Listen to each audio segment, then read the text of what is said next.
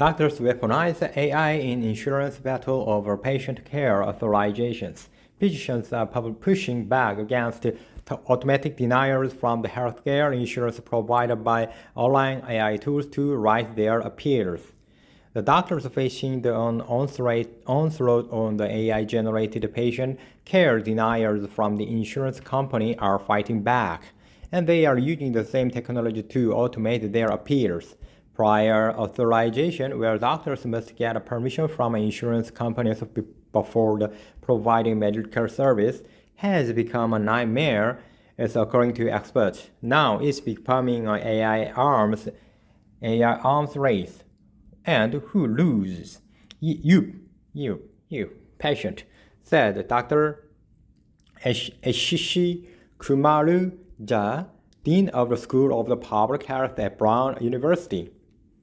More often than not, clinicians have historically simply given up once their appeals are denied. Ashituma drugs, new weight loss drugs, and biologics are a class of drugs that can be life-saving for people with autoimmune disease or even cancer, are routinely denied coverage by insurance companies. Data shows that the clinicians rarely appeal the deniers more than once.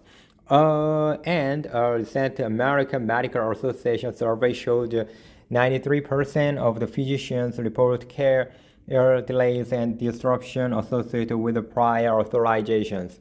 Usually, any expensive drug usually requires a prior authorization, but the deniers tend to be focused on prices, while the insurance company think that a cheaper alternative is available, even if it is not as good, Jha said. Jha, who is a professor of health services policy practices at Brown and served as a White House COVID-19 response coordinator in 2022 and 2023, said that while the prior authorization has been a major issue for decades, only recently has AI been used to turbocharge the great bench. Deniers forces physicians to spend hours each week challenging them to on behalf of their patient. Generally, Gen AI is based on the large language models, which are fed massive amounts of data. People that are trained in the model and how to answer the queries, a technique known as prompt engineering. So all of the insurance company practices over the last 10 to 15 years of denying more and more the buckets of services. They've now put that into databases and trained up their AI systems and has made the processes a lot faster and more efficient to insurance companies. That has gotten a lot of attention over the last couple of years. While the use of the AI tools by insurance companies is not new, the launch of the OpenAI and ChatGPT and other chatbots in the last few years allowed Gen AI to fuel huge increases in automated deniers, something industry analysts said that they saw coming. For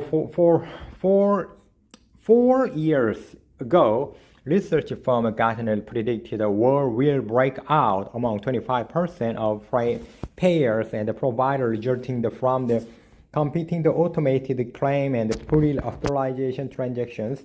We now have the appeal sport war. Mandy Bissap, a Gartner CIO analyst and healthcare strategist, said in a recent interview, a painful process for all. The prior authorization process is painful for all sides in the healthcare community, as it is manually intensive and with letters moving back and forth between fax machines. So the insurance companies saw an opportunity to automate the process. It made sense from a productivity perspective. When physicians saw the same need of suppliers of electronic health record technology jumped at the chance to equip their clients with the same Gen AI tools. Instead of taking 30 minutes to write up the pre-authorization treatment request, on Gen AI bot can speed it out in seconds. Because the original pre-authorization request and the subsequent appeal contain a substantive evidence to support treatment based on the patient health record, the chatbot must be connected to the health record to be able to generate requests. AP, one of the largest electronic health record companies in the United States, has rolled out AI tools to handle the prior authorization request to a small group of the physicians who are now piloting it. The several major health systems are also currently trying out an AI platform from Doximity. So Dr. Amit Poo, Chief Physician is Experience Officer for Doximity, which sells a platform, a HIPAA compliant version of the ChatGPT, said the company's tech can drastically reduce the time the clinicians spend on the administrative work. Doximity claims to have 2 million users, 80% of whom are physicians. Last year, the company surveyed about 500 clinicians who were piloting the platform and found it could have saved them 12 to 13 hours a week in administrative work. In an 8-hour shift in my ER, I can see a 55 to 35 patient. So if I was ruthlessly efficient and saved those 12 to 13 hours, we are talking about a significant increase in the number of patients I can see. The pool said that clinicians who regularly submit the prior authorization request complain the process is purposefully opaque and cumbersome, and it sometimes forces the doctors to choose a different course of treatment of a patient according to the pool. At the very least, clinicians often get caught in a vicious cycle of the pre-authorization submission, denial, and appeal, all of which require continuous paperwork tracking while keeping a patient up to date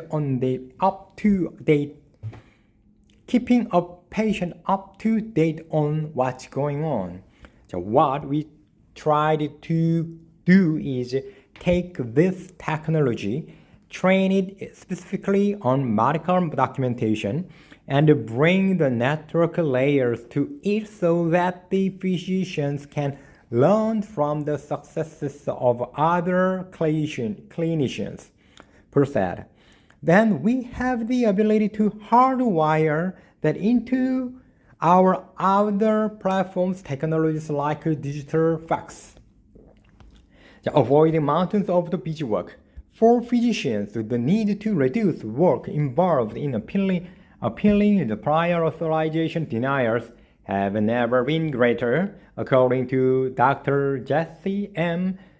Bernfeld, former president of the American Medical Association. Mountains of the administrative busywork, hours of phone calls, and other clerical tasks tied to the onerous review process not only rob physicians of face time with the patient, but studies shows also contribute to physicians' dissatisfaction. It's burnout. And Ehrenfeld wrote in a January article for AMA. More than 80% of the physicians surveyed by the AMA said patients abandoned treatment to do the authorization struggles with the insurers, and more than one-third of the physicians surveyed by the AMA said prior authorization fights have led to the serious adverse outcomes for a patient in their care, including the avoidable hospitalizations and life-threatening events and permanent disabilities and even death. The effort was writing is response to a new rule by the Center of the Medicare, Medicaid Services (CMS) due to take effect on 2026 and 2027 that will streamline the electronic approval process for a prior authorization request. In 2023, the 9 states of the District of Columbia passed legislation that reformed the process in their jurisdictions. At the start of the 2024, there were already more than 70 prior authorization reform bills of varying types among 28 states. Earlier this month, Jha appeared before the National Conference at state legislators and to discuss the use of the Gen AI in prior authorization. Some generators feel the solution is to ban the use of the AI for prior authorization assessment. Jha, however, said he doesn't see AI as a fundamental problem. I see AI as an enabler of making things worse, but it was bad even before AI, Jha said. I think banning AI is very much treating the symptom and not the cause. Another solution legislators have would force insurance companies to disclose when they use AI to automate denials, but Jha doesn't see the purpose behind the kind of move. Everyone is going to be using it, so every denier will say it used AI, he said, so I don't know that disclosure will help. Another solution offered by a lawmaker would get physicians involved in overseeing the AI algorithms insurance companies use, but Jha and others said they don't know what that means, whether physicians would have to oversee the training of LLMs and monitor their output, or whether it would be left to a technology expert.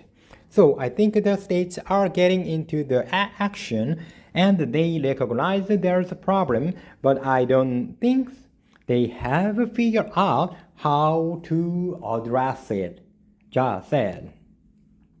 The AI tools are mixed blessing. Jha said policymakers need to think more broadly than AI good versus AI bad, and instead see it as any technology that has pluses and minuses. In other words, its use shouldn't be over-regulated over physicians who are already wary of the technology can fully grasp its potential benefits. Most of healthcare organizations are acting as slow followers in deploying AI because of potential risks, such as security and data privacy risks, hallucinations, and erroneous data. So the physicians are only beginning to use it now. But those who do have become a very vocal minority in praising its benefit, such as creating a clinical notes, handling intelligence to document processing, and generating a treatment option. So I'd say it's got to be less than 1% of physicians, just said. It's just that if there are a million doctors out there, and it's 1% of them, then that's 10,000 doctors using AI, and they are out of there publicly talking about how awesome it is. It feels like all the doctors are using AI, and they are really not. The last year, the United Healthcare and the Cigna Healthcare faced close action lawsuit from the members of their families alleging the organization had used AI tools to wrongfully deny members' medical claims. In Cigna's case, report claims it denied more than 300,000 claims over 2 months in 2022, which equated to 1.2 seconds of review per claim on average. United Healthcare used as an AI-based platform called an NH Predict from the Navy Health. The lawsuit against it claimed the technology had a 90% error rate, and overriding physicians who said the expensive were medically necessary. Humans was later also sued over its use of NH prediction. The